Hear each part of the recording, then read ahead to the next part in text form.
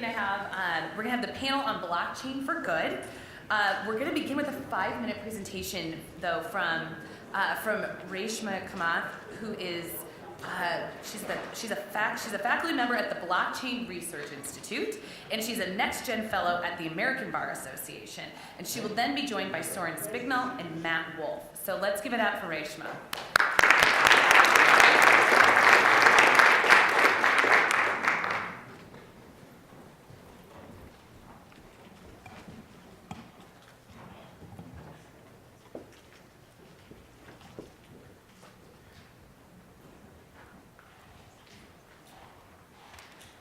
Crime pays when provenance is broken. Provenance is the key to why blockchain has so much value. Blockchain is as important to enterprises as it is to nonprofits and social impact initiatives.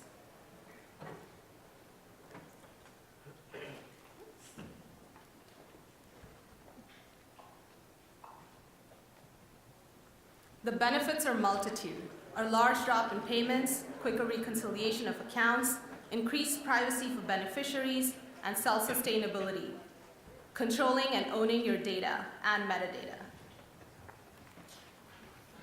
For these reasons, the Chicago Blockchain Project is exploring blockchain for social good. With this presentation, I'll give you a brief overview of some of the cool projects going on around the world. And then Soren and Matt will join me on stage to talk about their work and the impact that they're having on the community here. So how many of you think wine promotes social good? Show of hands. Well, whichever side you're on, Everledger is looking at the characteristics of wine: the cork, the glass, the bottle, the type, the certification, and creating a new asset class, a digital thumbprint.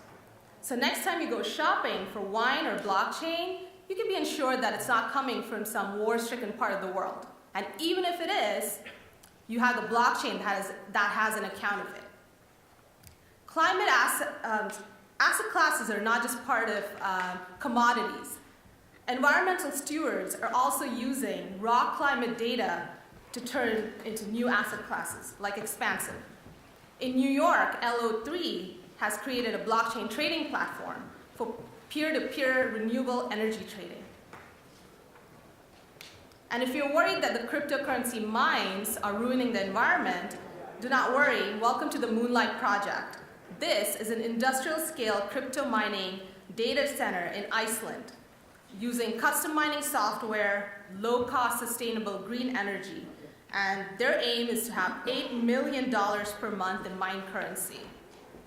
And there's more. Hack for Climate is having a climathon later this year, looking at emissions trading, carbon pricing, sustainable land use. And the UN, with their climate conference, is also partnering with Ethereum blockchain, looking at crowdfunding for renewable projects, enhanced tracking, and reduction of greenhouse gases. Enterprises aren't far behind. IBM, with Hyperledger Technology, is partnering with Energy Blockchain Labs to facilitate carbon asset trading, making it more transparent and efficient. And with public-private partnerships, Accenture is collaborating with a group in India called Akshay Patra, and they have created a pilot program under the umbrella of Tech for Good. What they've done is recorded meals on the blockchain in around 15 kitchens in India and provided over 30 million additional meals to school kids.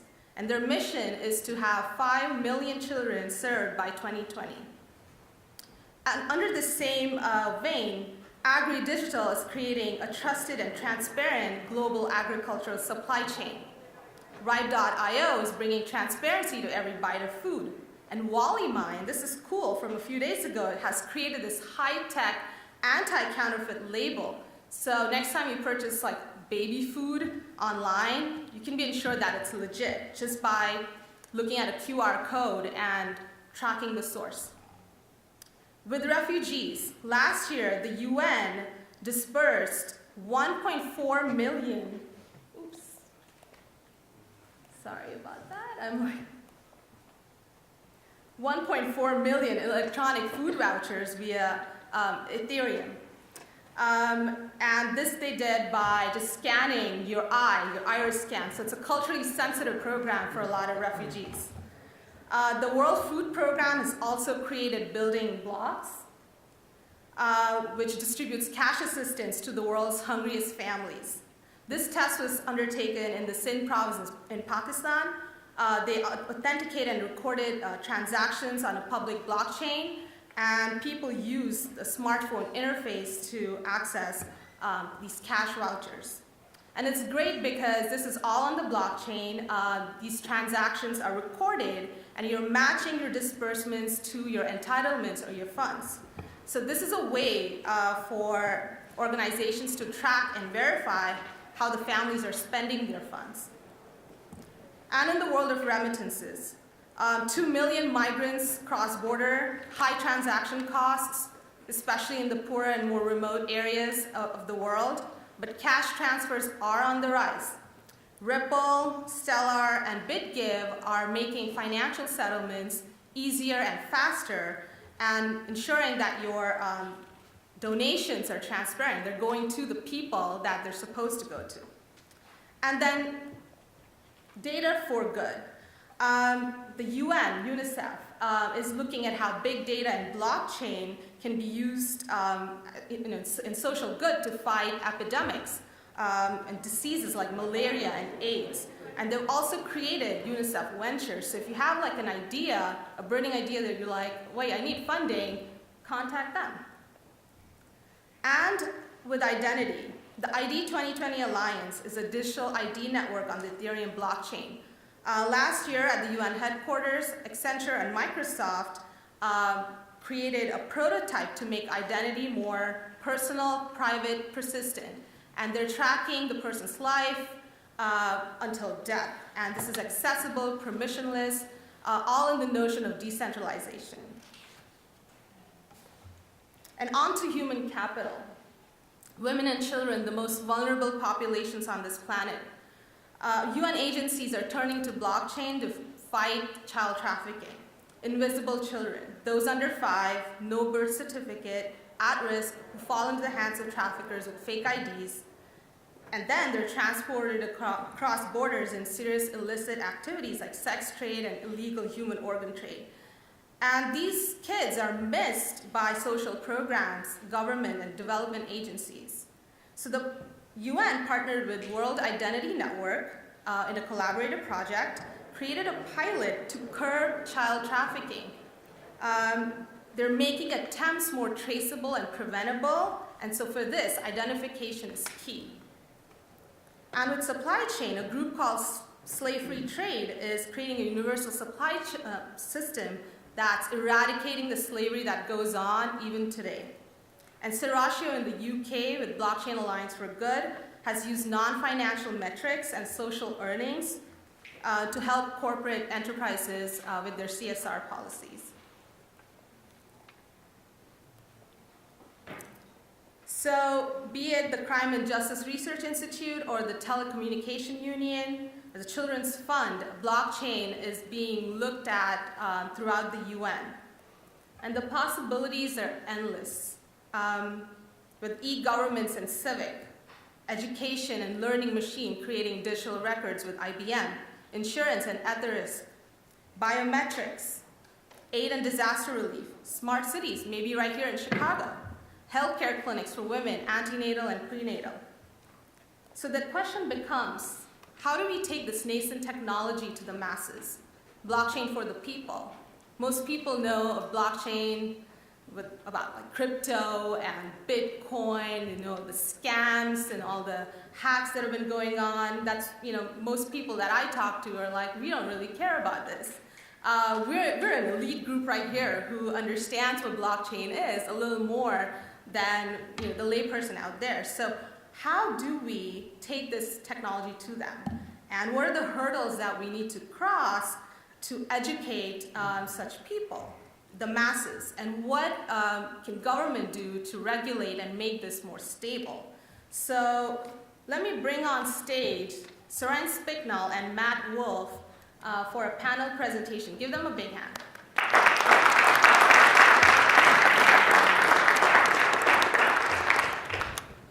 Chicago and Southside Code and Coffee, and co-hosts She Hack Night. His work seeks to create equitable technological solutions to today's most pressing social and civic challenges.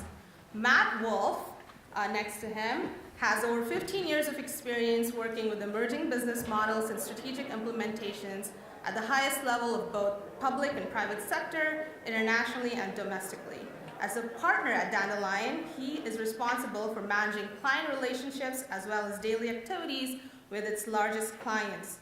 Additionally, Matt's skill set targets complex relationships and restrictions in developing and deploying new business systems, relying heavily on rapid developing technologies. So let's start with that.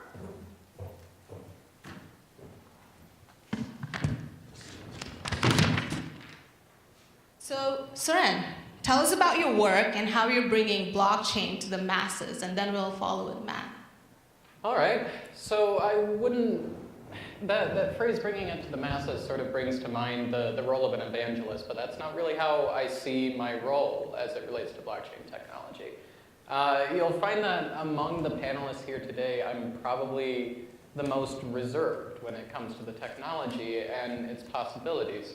I specifically scope projects and pilots and events around blockchain technology to explore possibilities and also explore pitfalls, to provide information to the public, especially underserved communities, communities that can't pay for a $100 ticket for an event, and make sure that as we adopt new technologies, emerging technologies like blockchain, that it's done in an equitable fashion, and that it's done in a fashion that loops in the populations that are impacted by it. That is the primary scope of what I do, and it's why I run Blockchain for Social Good Chicago. Matt? Sure. So, again, it's for me as well. It's hard to think about blockchain for the masses when we're still trying to get from this notion of perceived value into commercialized or practice value. And so where we're focusing is specifically in that, shortening that time. So we're looking at projects that we can implement now, right? So these would be basic functionalities of how civic and social agencies are allowing the people that are receiving services from them to hold on to their information. There's so much fragmentation amongst civic and social agencies in every city, in every country, all over the world, that if you're an individual who might be receiving services one place, it's very difficult to take your information with you and have it used somewhere else, because usually if you're receiving services from one place, you're receiving services from many places. And so blockchain represents an incredibly unique opportunity to create immutable ledgers that allow for secure information to be stored in a way that can be shared amongst these different partners. And so that's where we're very focused with regards to blockchain in what we do. Sounds great, especially taking blockchain to the masses with cannot afford like a $100 ticket, as you were saying, Soren. So give us an example of a pilot project that you have implemented or thinking about. What is your vision in terms of taking this nascent technology out there? All right. There are a lot of early stage pilots in Chicago. I'm sure I don't need to tell anybody in this room that. But there is a great deal of interest on projects that involve record keeping for various public records, which as a topic doesn't necessarily sound like the most exciting thing in the world. But when you bring the topic of blockchain and unite it with that, there's a whole world of possibilities for records control and access done in very different ways than how we see it done today. One pilot that I worked on back in June was a pilot involving the UChicago School of Public Policy, the Harris School. Matt Gee, who some of you may know, who used to run a group called the Impact Lab, and a few other people, some database researchers, a number of folks from UChicago who weren't directly in the Harris School of Public Policy. That project took student records from Chicago Public Schools and student records from students involved in after-school programs and united those records in a way that allowed researchers to see how students were succeeding or how they were impacted by the after-school programs that they participated in. But it was done in a way that strictly adhered to existing regulations around storage of student records. My background educationally is data science, and data privacy and data storage, data ethics, is a huge conversation in that sphere. And when we talk about blockchain solutions, often one of the major challenges, especially around public ledgers, is where the data is placed versus what is being done with the data is placed. So that solution that we came up with kept the actual student records off-chain and then architected a blockchain solution for allowing parents to give permission for their students' records to be used for research purposes, and kept track of those permissions in an auditable fashion, while also keeping track of when those records were accessed and by who.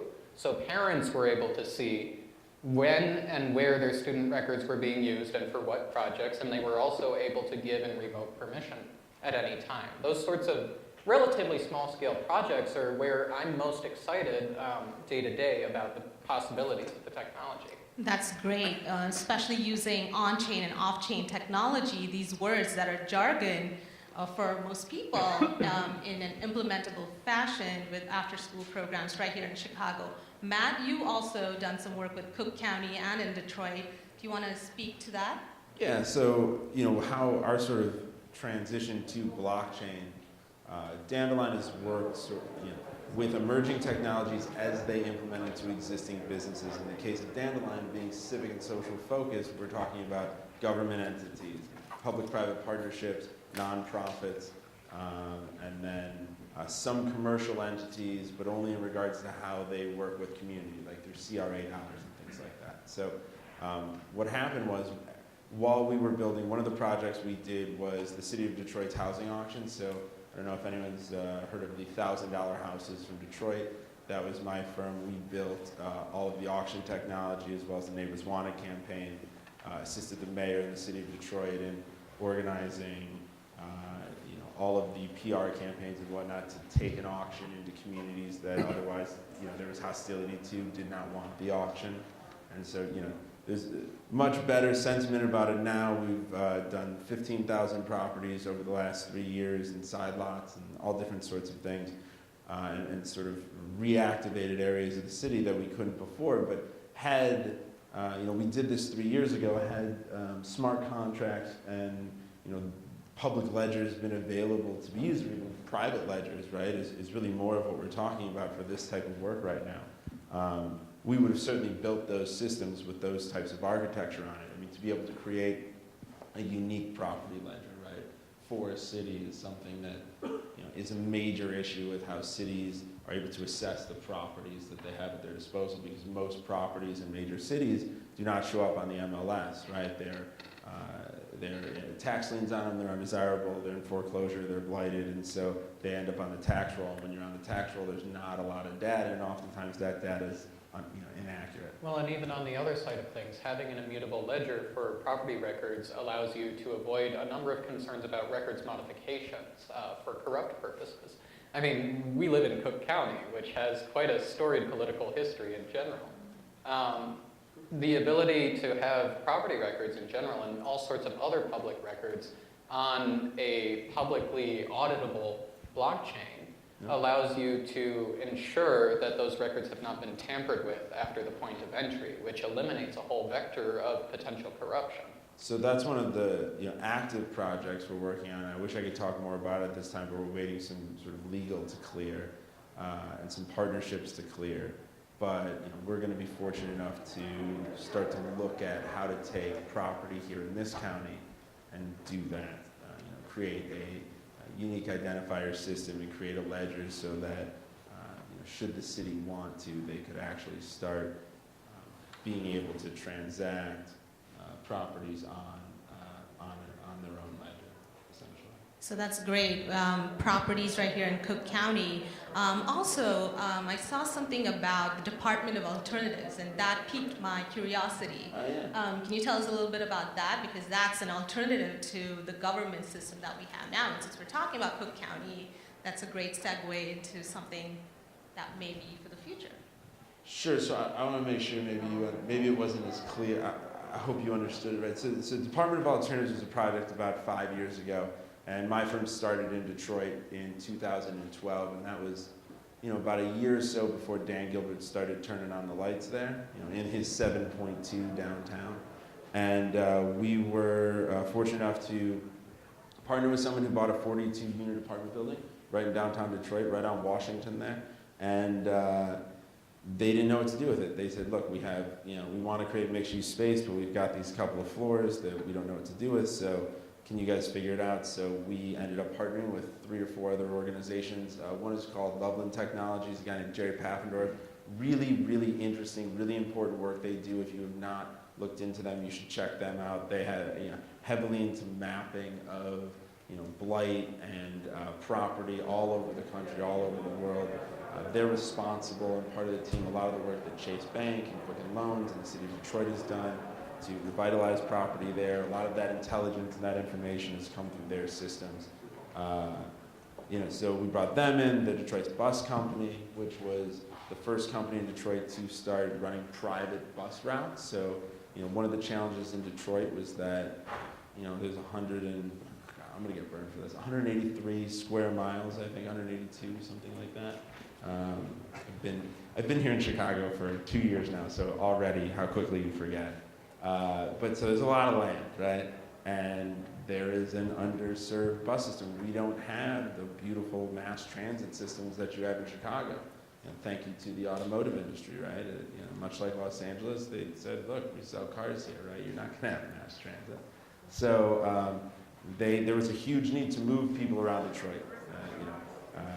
People could live 20, 30 miles from where they would go to work and not have a bus route that took them there. So we started that, and we brought them in, and a few other folks, and we just fixed that space up, brought in some local artists, and that ended up being sort of the model that a lot of people copied in downtown Detroit to revitalize some spaces like pony rides and other things. Right, maybe those are some ideas for Cook County and for Chicago. So, Soren, tell us what's next in social good. What is your vision? You're working with Microsoft, and there are some cool projects going on around the world. So, what are you thinking? You mentioned ID 2020. That's a flagship project that Microsoft is involved in terms of blockchain solutions for social good.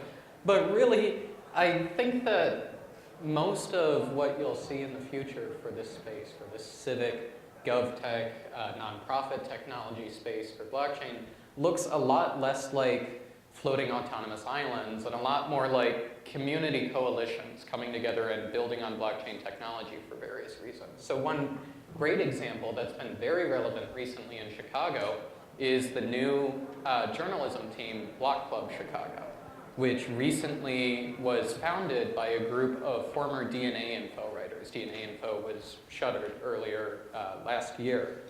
Block Club Chicago is basing their revenue model on a platform supported by Consensus called Civil. And it's a blockchain-based journalism platform that has a lot of promise for a different model of membership or user support for local journalism. And I think that a lot of the projects that we're going to see moving forward, and a lot of the projects that come through this meetup group that I host every month, the Blockchain for Social Good group, look a lot more like that than they do look like world-changing. And I think world-changing is not a word that we should shy away from. I think there are a great deal of possibilities, and I think that we should be excited about the space that we inhabit right now and the amount of excitement around it. But that shouldn't prevent us from looking within our own communities, looking within communities that are disadvantaged, and wondering whether there are possibilities there. So great incremental changes, inching forward and not changing the world in like one shot, right? I wouldn't say not, but an area of focus. Work in tandem. So what about you, Matt? What's your vision for blockchain and social good? Where is this going? So the unique thing about blockchain, like it's doing in VC, is it's allowing the paradigm to shift for who pays what and how. And so one of the biggest challenges to implementing any of this at a government level, if anyone is here has ever tried to implement any project, any change into a government entity or a public-private entity or something like that, it's very, very difficult. Governments are even uncomfortable with the cloud, and now we're asking them to engage with blockchain. So there has to be, I think blockchain actually presents a better middleware alternative to that. And so what we're able to do is provide these private ledger platforms and just offer them to governments to opt into. So often are we trying to get governments to pay that, $4 million RFP that they put out to go build this big technology system. But in this case, all we really have to do is ask governments to opt in to being able to accept this data. And we're able to pass that cost for operation on to other people in the chain. So when governments understand how smooth flowing things will be with blockchain, that's when they start implementing these projects. Nah, government no, because Not that's yet. logical, right? So, if you apply logic to these things, government would be very different than how it is now. However, once you shame government into not being a part of the process enough that they feel obligated to make that switch, and it becomes a way to drive votes. And look, it's three-dimensional interplanetary chess, right? It's making it easier, right? Yeah. So Coming from a civic technology community, I would posit that while government has typically been a certain way, it isn't necessary. And I think that your approach and your immediate vision makes a lot of sense for the way that we look at governments today. But something that I brought up earlier when we were chatting in the lobby was Code for America, which is an advocacy organization that places talent and works on projects for government technology or for nonprofits. Initially, their model was entirely focused on basically building out applications that governments wouldn't or didn't have the resources to do. But today, their model has shifted into building talent pipelines and building routes for people who have a mindset of change, positive change, So you well see the thought out transition change. that And governments- bringing people like that Yeah. into government positions, and that does take a long time, and governments are Yeah, because we massive. talked about where do you put them, right? Yeah, talent massive. All right, pipeline, gentlemen. awesome, but- So we need to wrap this up. This is, fodder for thought for, a different panel that the Chicago Blockchain Project will hold. So tips and advice for those wanting to get started. So maybe like in a nutshell, just tell us, those who want to be the next Soren or the Matt, what do we do? Don't do it. Don't be me. No. Look, try to figure out how to fail as quickly and cheaply as you can, I guess, because you will have very little money and the sustainability of civic and social. Clearly define who you think is going to actually be able to sustain and pay for whatever activity you're doing. Because don't count on a city to come in or a large nonprofit to come in and save the day and give you $2 million to run your operation. Mm-hmm. I don't envy being in the position of running a business in the civic space. I do absolutely, that resonates. But what I would say is, especially with this specific blockchain for social good space, is I come from civic technology circles, and I'm only scoping blockchain projects because I saw, and our team locally saw, that there was potential, there were use cases. But generally in this community, and in communities around social and civic good, conversations are driven by need, not by the technology. And the need is what leads those conversations. So we're in a phase right now where there are so many conversations that are focused on the technology. And 5 or 7 or 10 years ago, my academic field, data science, was in that same phase. People were hiring data scientists and doing pilots just to do it, just to find out what could be done with it. But today, with data science, people find out that they have massive data sets somewhere in their company, and they say, well, we can be using analytics for this. It's that sort of shift from saying, we need to do analytics and find some way to apply that to what we're doing because it's popular and because there's a lot of conversation around it, to we have this problem and this particular technology naturally fits. And that's where I think we need to go. Sounds great. So fail forward and focus on the need and not necessarily just the technology. Great panel. So please give them a round of applause and thank you so much.